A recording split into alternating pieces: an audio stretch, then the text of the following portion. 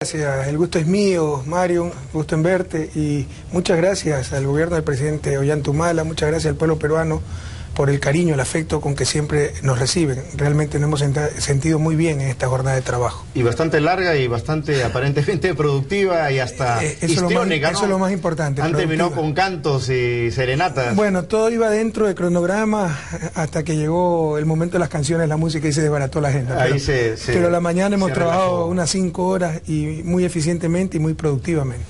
Empezando por eso, para Ecuador, digamos, ¿cuáles son las prioridades en materia de integración con Perú? Sabemos que la agenda viene bastante bien desde hace bastantes años atrás, hay prioridades, hay retos. Hoy en día, para el gobierno del Ecuador, ¿cuáles son las prioridades en relación a Perú? Nuestra zona de frontera, por el conflicto que tuvimos durante décadas, siempre estuvieron abandonadas, incluso muchas veces sin presencia del Estado. Nuestra prioridad es recuperar el tiempo perdido, sobre todo en lo social, también infraestructura, etcétera, pero social. Estamos hablando de educación, salud, acabamos de firmar el plan quinquenal binacional de salud para 5 años, para complementarnos. Donde hay un hospital ecuatoriano, servimos a los peruanos. Donde hay un hospital peruano en frontera, se sirve a los ecuatorianos y así optimizamos recursos.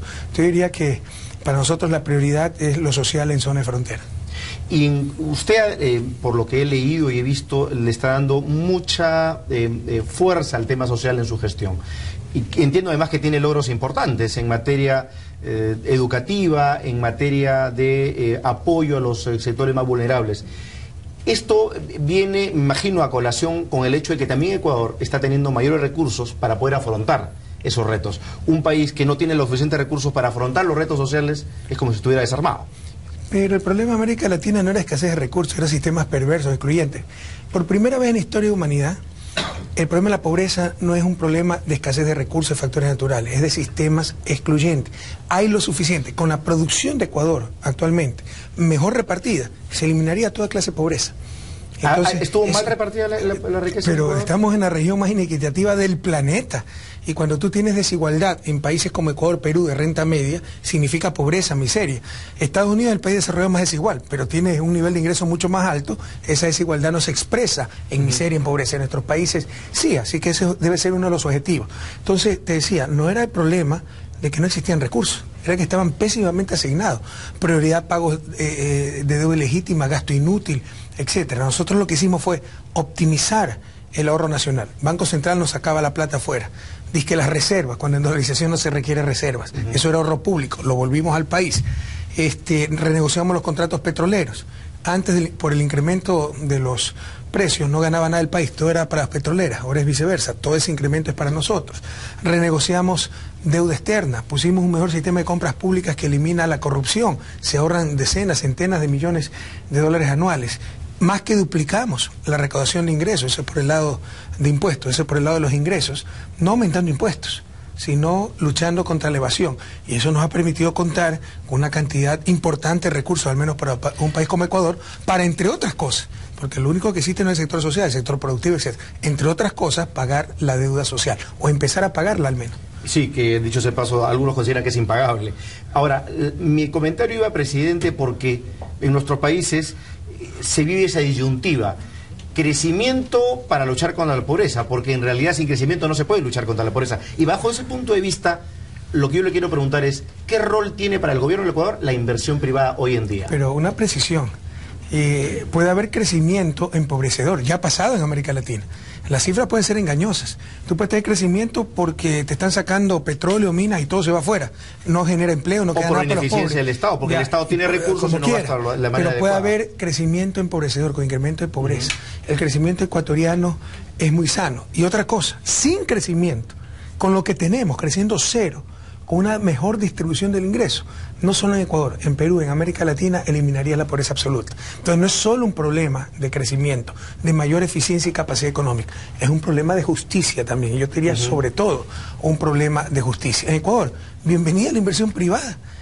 Nadie nunca ha estado contra la inversión privada, pero tampoco nos vamos a sentar cruzados de brazos a que la inversión privada nos haga las hidroeléctricas que requerimos para tener energía, las carreteras, etcétera. Las tuvo que hacer el Estado porque no venía esa inversión privada.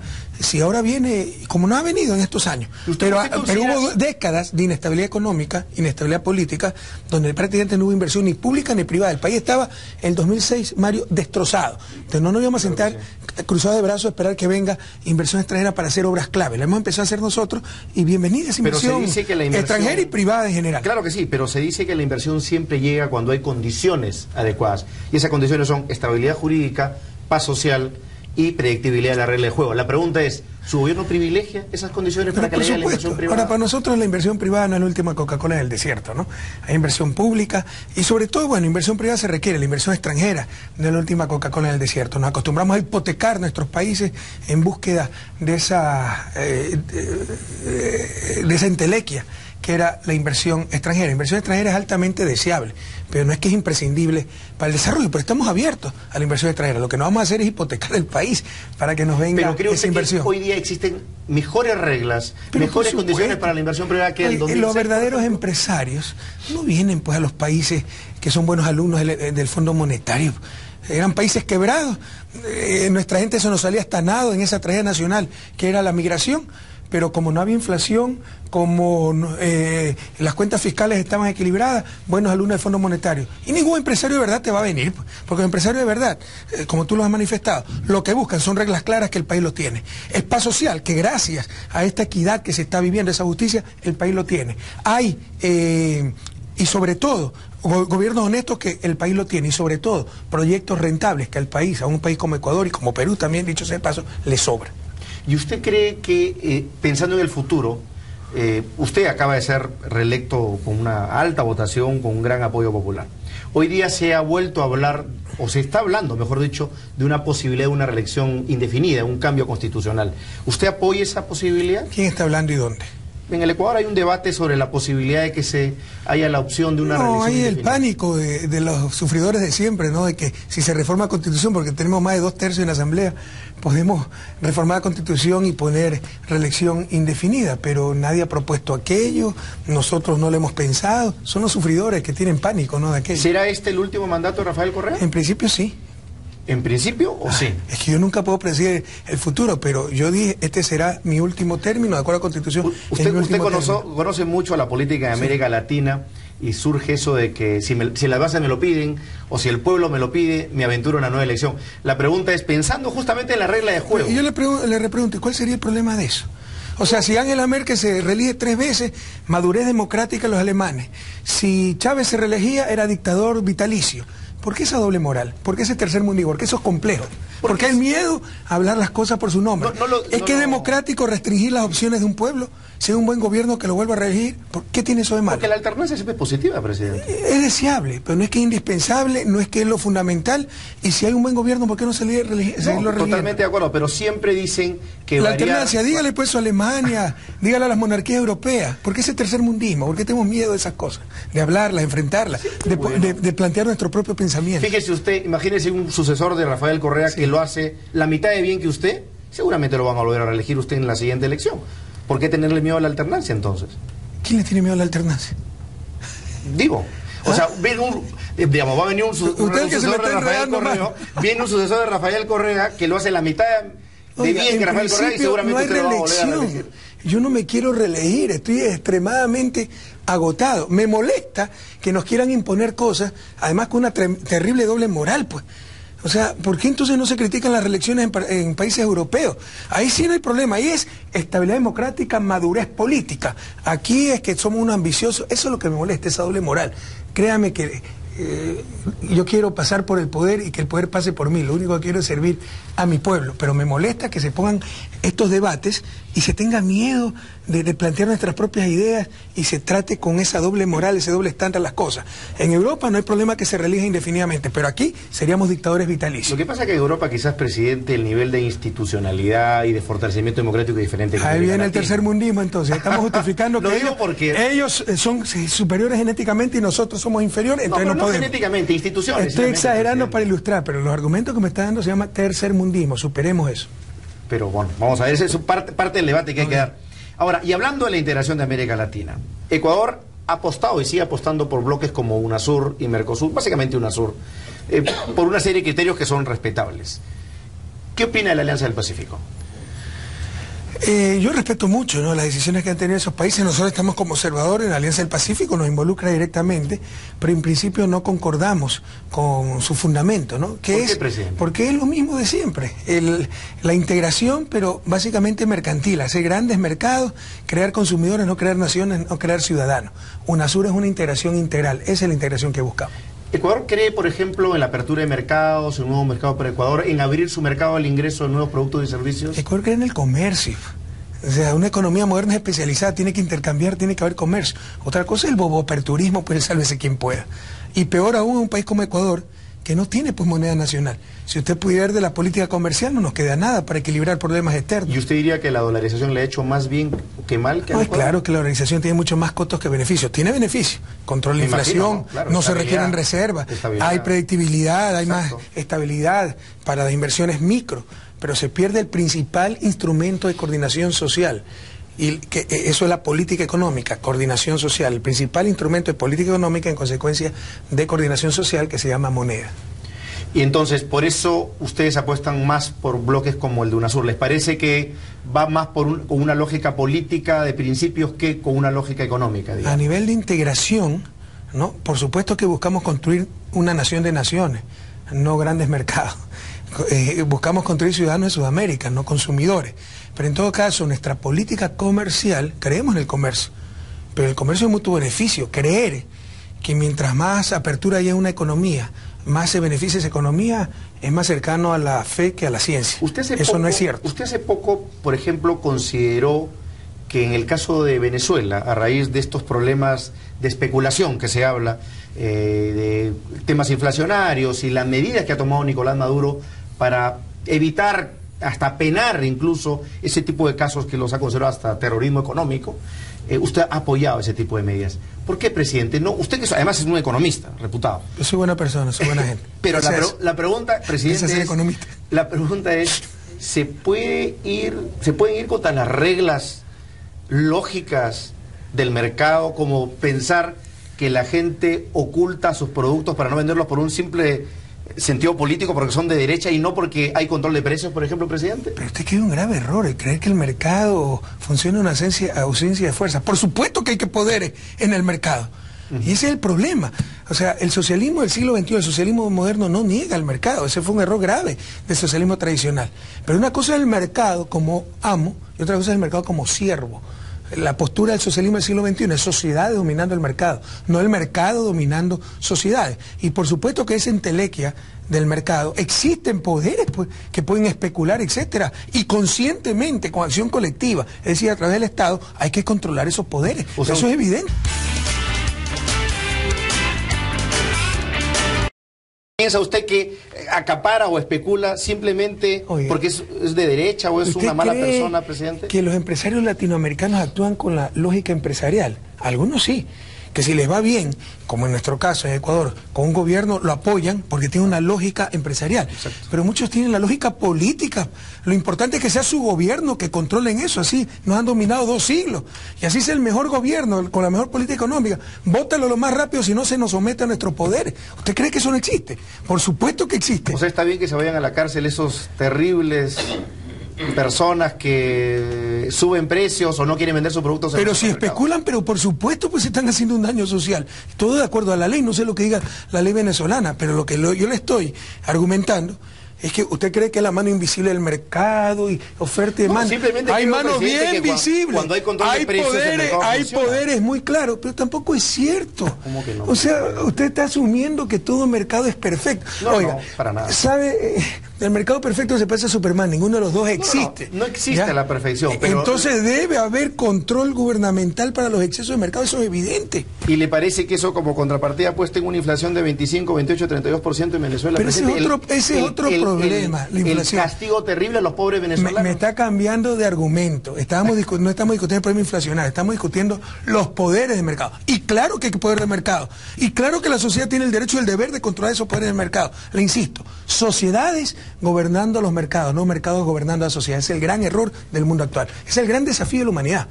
El ser humano sobre el capital, sociedades sobre los mercados. Y yo termino acá con este tema, presidente, sobre este tema en particular que es obviamente álgido tanto en Venezuela como en Argentina. ¿Usted cree que la señora Kirchner, el señor Maduro, van a ser bien recordados dejando el aparato productivo de sus países como lo están dejando, con ese nivel de inflación, que justamente aqueja a los más pobres, no a los que más tienen dinero, a los más pobres. ¿Cuál sería su evaluación política? Ahí se le digo como líder de... Política, sobre 10-11. Usted tiene sus prejuicios, ¿no? Es una evaluación sobre lo que acaba de mostrarme son sus prejuicios, porque parece olvidar pues cómo encontraron los Kirchner en Argentina, pues, o no se acuerda el corralito, el colapso de la convertibilidad, el desastre cuando Menem vendió hasta la camisa de la Rúa que con Caballo que colapsó, se olvidaron ya de eso. Es que se han olvidado cómo durante 70 años Venezuela fue el principal productor petrolero del mundo. Y toda la plata de la oligarquía venezolana se la llevó a Miami. Se olvidaron de eso. Y vaya a ver pues los informes de la CEPAL. Venezuela en este momento es de los 3 países más equitativos de América Latina, de los que más reduce pobreza, y es el que más cree en la democracia. El segundo se llama Ecuador. Más destruida, una actividad productiva destruida, presidente. O sea, para que Venezuela se reconstruya, van a tener que pasar probablemente el mismo tiempo que ha gobernado Chávez su país. ¿Quién se lo contó eso? ¿Caballo? No, lo veo en los reportes del BID, del Fondo Monetario. ¿Usted le cree al Fondo Monetario todavía? Bueno, por favor, qué ingenuidad. Dígame, ¿cuándo Venezuela ha tenido un aparato productivo? ¿Cuándo ha tenido industria venezolana? Ahora no importaban todos los oligarcas porque nunca les interesó desarrollar las fuerzas productivas venezolanas. Venezuela ha importado siempre todo. Ahora con Chávez se ha intentado crear una industria venezolana. Superemos los prejuicios, veamos objetivamente las cosas. Veamos también los procesos históricos. ¿Qué era Venezuela antes de Chávez? ¿Qué era Argentina antes de los Kirchner? ¿Y le parece prohibido olvidar Latinoamérica? ¿Y le parece Venezuela un país más libre ahora? Pero por supuesto, mandan los pobres. Pues. Lo que pasa es que los dueños de los periódicos son los que se perdió el poder. Oye, usted lee la prensa ecuatoriana. Tenemos las cárceles repletas de periodistas. Tenemos preso a todo dirigente social porque criminalizamos la protesta social. Vaya, vea pues quién está preso en el país. Pero eso es lo que pone la prensa. Yo soy un dictador autoritario. No hay independencia de poderes, controlo todos los poderes. La justicia es una sucursal del Ejecutivo. ¿Es un invento de la prensa, pero por supuesto, pues es un poder fáctico que ya perdió su dominio. Y está desesperado y busca por todos los medios afectar a los gobiernos que no se someten a su poder. Pero es que aquí no hay nada nuevo. ¿O acaso, históricamente, uno de los poderes que ha dominado nuestra América no es el poder mediático? Mire, Diario El Comercio de Lima, aquí tengo la frase. Yo le voy a citar, no le voy a citar a Chávez, a Cristina Fernández, a Evo Morales, a Rafael Correa. Le voy a citar a Mario Vargas Llosa. ¿Verdad? Déjeme buscarle porque aquí lo tengo. ¿Ya? Hablando sobre el Día del Comercio, viola a diario las más elementales nociones de la objetividad y de la ética periodísticas, silencia y manipula la información, deforma los hechos, abre sus páginas a las mentiras y calumnias que pueda dañar al adversario, a la vez que en todo el grupo de medios se despide o intimida a los periodistas independientes y se recurre a las insidias y golpes bajos de los peores pasquines que viven del amarillismo y el escándalo. ¿Y usted le va a crear una prensa así? Bueno, Vargas Llosa, para empezar, no es ni el inventor ni el creador de la libertad de expresión en el universo, ¿no? Creo, como cualquier persona tiene el derecho a opinar lo que él quiera. Lo que es cierto, presidente, y se lo digo simplemente porque yo también tengo derecho a opinar lo que quiera. Claro que sí, pero lo que vemos es a ingente cantidad de venezolanos que han dejado su país. Yo le pregunto, ¿usted cree a una prensa? ¿Por qué esto describe a toda la prensa latinoamericana? Como el que han tenido con Chávez. Ahora los venezolanos abandonan Venezuela. Lo que se va es porque ya no tienen el poder. ¿Por qué no dicen los ecuatorianos que hasta nada huían del país cuando nos quebró la banca, gobiernos corruptos, el neoliberalismo? Y ahora la gente está regresando a su país, ecuatorianos, españoles, italianos, huyendo de la crisis europea. ¿Por qué no decimos también eso, no? ¿Cómo con el socialismo del siglo XXI en Ecuador la gente está regresando? Con el neoliberalismo. Es que en pocos años nos hubieron 2 millones de habitantes, la tragedia nacional más grande que ha vivido el país. Prohibido olvidar Perú y Latinoamérica. Prohibido olvidar, pese a los intentos de cierta prensa. Lo cierto, presidente, es que usted jamás aplicaría las mismas medidas que aplicaría ni Maduro ni Cristina Fernández en su país. Por eso es que Ecuador está con un buen nivel de crecimiento. Bueno, seguro han cometido errores como yo también los he cometido. Ajá. Y probablemente en economía domine mejor ese sector, porque es mi formación, y probablemente Chávez dominaba mejor las cuestiones de defensa, porque era militar, y Cristina domina mucho mejor las cuestiones de derecho, porque es abogada, que aquí en su especialidad, pero todos cometemos errores, pero los aciertos, sin lugar a dudas, en Argentina, Venezuela, Bolivia, Ecuador, Nicaragua, duele a quien le duela, han sido mucho mayores que los desaciertos. Presidente, otro de los temas que, bueno, no voy a entrar al tema de la prensa porque ya sería un debate demasiado largo, pero... ¿Para qué ese engaño? Oiga, que se inventó la imprenta, la dichosa libertad de prensa no es otra cosa que la voluntad del dueño de la imprenta. Y esa gente era la que nos decía por quién votar, sacaba gobierno. Pero es un derecho fundamental, presidente. ¿Qué cosa? La libertad de expresión. Pero yo no estoy negando aquello. Libre, no, una cosa es libertad de expresión. Usted sí quiere la prensa libre. ¿Y qué es la prensa libre para usted? Los negocios que convierten la información en mercancía. Los negocios como el que describe Mario Vargas Llosa. Esto no es libertad de expresión, esto es corrupción. Pero nadie llama las cosas por su nombre. ¿Hay prensa libre en algún país de América Latina? Yo creo que hay que cambiar la forma de propiedad de la prensa, porque creo que es incompatible negocios privados con fines de lucro proveyendo un derecho, el derecho a información. Entonces, ¿los medios tienen que ser del Estado? ¿Es lo que usted está diciendo? Medios públicos, medios sin fines de lucro, o prensa privada, pero con grandes regulaciones. Porque es que es claro, hay una contradicción de origen entre el lucro y el garantizar un derecho. Si el garantizar un derecho se opone al lucro, por definición, pues, prima el lucro. Esto es una contradicción de origen, lo que existe en el modelo capitalista de prensa. No puede haber una empresa privada, presidente, que fielmente crea en la pluralidad, en contrastar opiniones, en poner todas las opiniones y poner a disposición de la opinión pública para que tome una decisión. O sea, para usted eso no existe, son puros cuentos. Puede haber, pero va a ser la excepción, pues no la regla. Y necesitamos que la regla sea ética y profesional. Y por eso los medios tienen que estar regulados, supervisados, controlados. Esa es la única solución. A ver, le hago una pregunta. ¿Tener medios de comunicación da poder o no? Depende. O sea, da poder, no me da con cuento. Da poder porque con eso se crea la opinión pública. La sociedad no solo tiene el derecho, tiene el deber pues de controlar los poderes. Poder de mercado, poder mediático, todos los poderes. Usted ha citado al comercio y le cuento que justamente a raíz de la experiencia peruana, en el Perú hace tiempo que los medios dejaron de poner presidentes. Hace mucho tiempo. En la última elección y la pasada. Yo creo que la última elección de Ollanta contra Keiko Fujimori.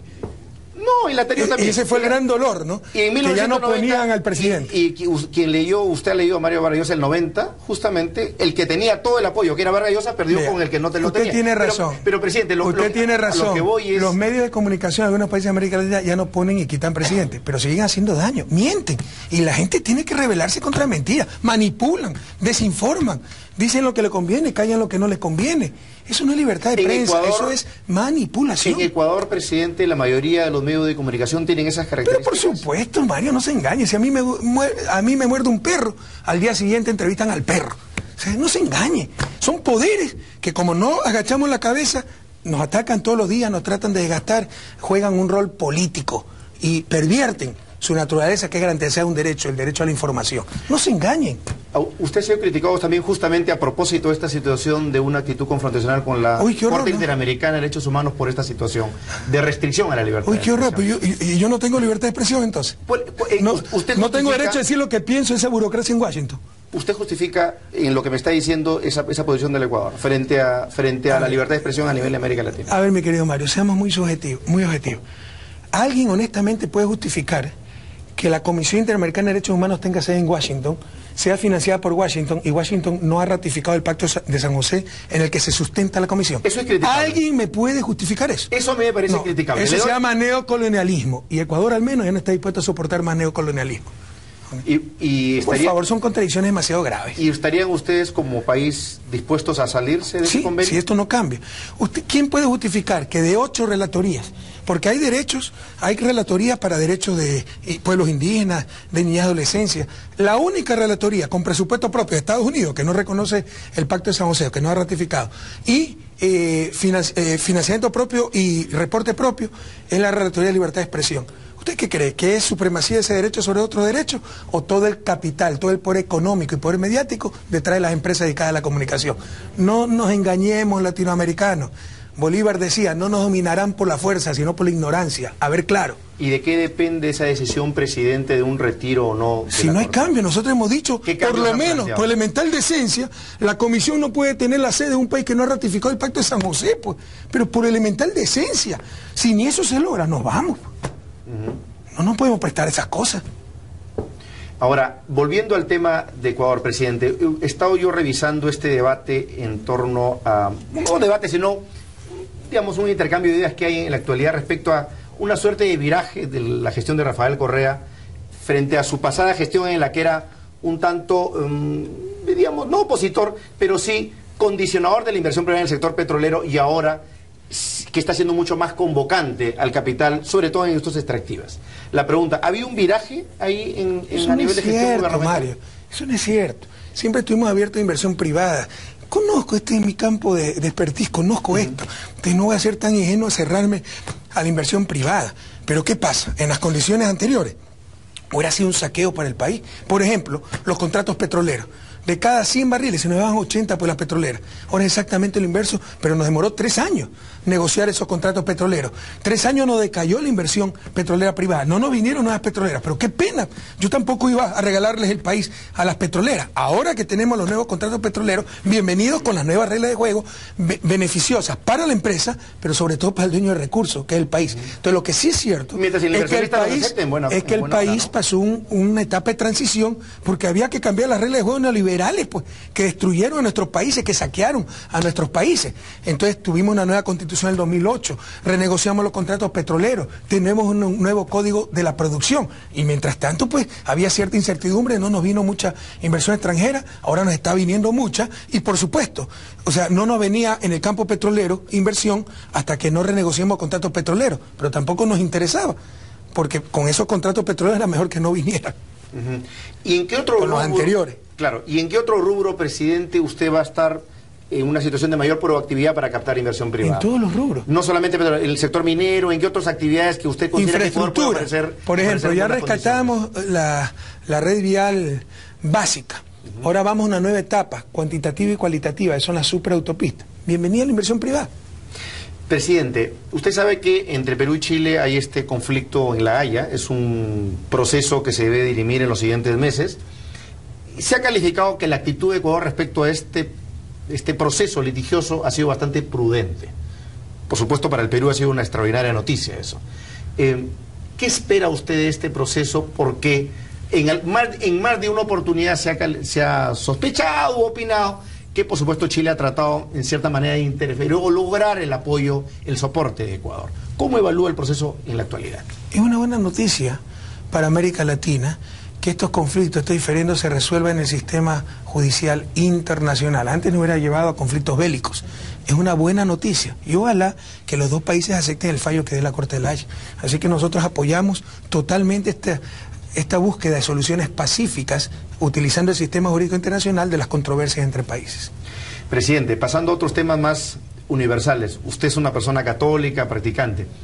¿Qué opinión le merece la designación del Papa Francisco y estas opiniones que viene dando, diríamos, calificadas de bastante flexibilidad frente a principios tradicionalmente aceptados en la Iglesia Católica? El nombramiento de un Papa latinoamericano fue una extraordinaria noticia para América Latina, pero para toda la Iglesia. O sea, fue un viento fresco que llegó a toda la Iglesia Católica, y las ideas, posturas, prácticas del Papa Francisco realmente son reconfortantes, no romper con estereotipos, con paradigmas, que los formalismos, hablar claro sobre la corrupción, sobre la pobreza, sobre la desigualdad. Así que son extraordinarias noticias. Yo en lo personal me siento realmente feliz de tener un Papa latinoamericano y tener un Papa como Francisco. Algunos consideran que es una suerte de ruptura progresiva con los sectores más tradicionales de la Iglesia. Es claro que es una...